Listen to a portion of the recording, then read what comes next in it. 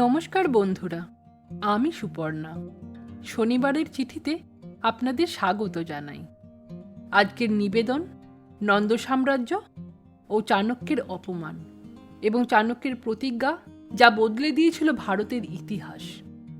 খ্রিস্টপূর্ব ৪র্থ শতাব্দীর ভারত গঙ্গা নদীর উর্বর সমভূমিতে গড়ে উঠেছিল সেই সময়ের সবচেয়ে শক্তিশালী রাষ্ট্র মগধ সাম্রাজ্য। শিশুনাগ বংশের পতনের পর ক্ষমতায় আসে নন্দ রাজবংশ। এই রাজবংশের প্রতিষ্ঠাতা হিসেবে সাধারণত মহাপদ্মনন্দর নাম উল্লেখ করা হয়।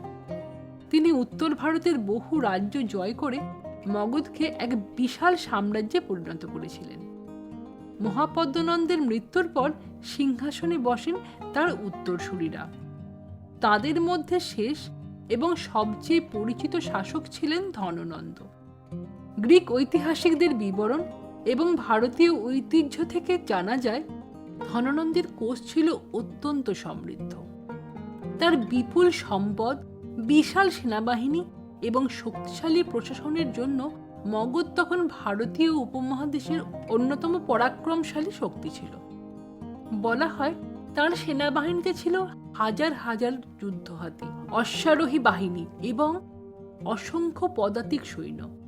এমন শক্তিশালী সামরিক বাহিনীর কারণে অনেক ছোট রাজ্য মগধের বিরুদ্ধে দাঁড়ানোর সাহস করত না। কিন্তু যতই শক্তিশালী হোক, ধননন্দের শাসন নিয়ে অসন্তোষ ছিল। কিছু প্রাচীন সাহিত্য ও পরবর্তী ঐতিহ্যে তাকে অহংকারী, কঠোর কর ব্যবস্থা প্রয়োগকারী এবং সাধারণ মানুষের কাছে অজনপ্রিয় শাসক হিসেবে চিত্রিত করা হয়েছে। তবে আধুনিক ইতিহাসবিদরা মনে করিয়ে দেন যে এই বর্ণনাগুলির অনেকটাই তার রাজনৈতিক প্রতিদ্বন্দ্বীদের দৃষ্টিভঙ্গি থেকে এসেছে। তাই এগুলিকে সতর্কতার সঙ্গে বিচার করা উচিত। এই সময়েই ইতিহাসের মঞ্চে প্রবেশ করেন তক্ষশিলার পণ্ডিত চাণক্য। চাণক্য ছিলেন রাষ্ট্রনীতি, কূটনীতি, অর্থনীতির একজন খ্যাতিমান শিক্ষক। তিনি বিশ্বাস করতেন যে একটি শক্তিশালী রাষ্ট্রের ভিত্তি শুধু সেনাবাহিনী নয়, বরং সুশাসন, ন্যায় বিচার এবং দূরদর্শী নেতৃত্ব। প্রচলিত কাহিনী অনুসারে কোনো এক সময় তিনি মগধের রাজসভায় উপস্থিত হন। কেন তিনি সেখানে গিয়েছিলেন এ নিয়েও বিভিন্ন মত রয়েছে।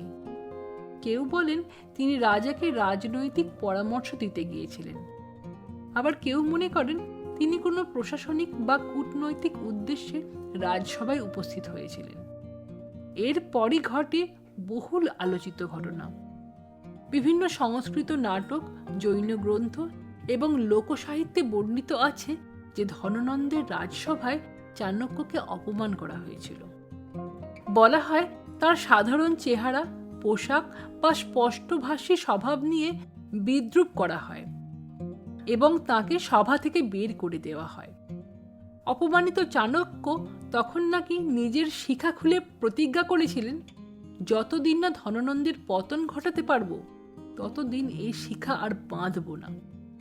এই দৃশ্য ভারতীয় লোককাহিনী ও সাহিত্য জগতে অত্যন্ত জনপ্রিয় হয়ে উঠেছে। তবে এখানে একটি গুরুত্বপূর্ণ বিষয় মনে রাখা প্রয়োজন। ধননন্দের রাজসভায় চাণক্যের অপমান এবং এই প্রতিজ্ঞার কাহিনী মূলত পরবর্তী সাহিত্য, জৈন সাহিত্য এবং নাট্যগ্রন্থ, বিশেষ করে মুদ্রা রাক্ষস ও অন্যান্য আখ্যান থেকে এসেছে। এই ঘটনার প্রত্যক্ষ সমসাময়িক ঐতিহাসিক প্রমাণ পাওয়া যায় না। তাই আধুনিক ইতিহাসবিদরা এটিকে একটি প্রচলিত ঐতিহ্য হিসেবে বিবেচনা করেন, নিশ্চিত ঐতিহাসিক সত্য হিসেবে নয়। তবে এই কাহিনীর ঐতিহাসিক সত্যতা নিয়ে মতভেদ থাকলেও একটি বিষয় নিয়ে প্রায় সবাই একমত: চাণক্য নন্দ শাসনের অবসান ঘটাতে গুরুত্বপূর্ণ ভূমিকা পালন করেছিলেন এবং সেই প্রচেষ্টার ফলেই পরবর্তীকালে প্রতিষ্ঠিত হয় মৌর্য সাম্রাজ্য। রাজসভা থেকে বেরিয়ে আসার পর চাণক্য বুঝতে পারলেন, শুধু প্রতিশোধ নয়, ভারতের রাজনৈতিক ভবিষ্যৎ বদলাতে হলে দরকার একজন যোগ্য নেতা, একজন এমন যুবক যার মধ্যে থাকবে সাহস, দূরদর্শিতা এবং সমগ্র ভারতকে একত্রিত করার ক্ষমতা। সেই নেতার সন্ধানেই তিনি যাত্রা শুরু করলেন। খুব খুব শীঘ্রই দেখা হবে এক কিশোরের সঙ্গে, যার নাম ইতিহাসে অমর হয়ে থাকবে, চন্দ্রগুপ্ত মৌর্য। আজকের পর্ব এখানেই শেষ হলো। আশা করি আপনাদের সকলের ভালো লেগেছে।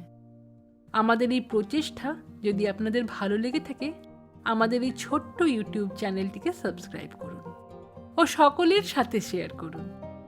আপনাদের সহযোগিতা ও আশীর্বাদ একান্ত কাম্য। আপনাদের সকলের সুস্বাস্থ্য কামনা করি। আবার দেখা হবে পরবর্তী পর্বে। ধন্যবাদ।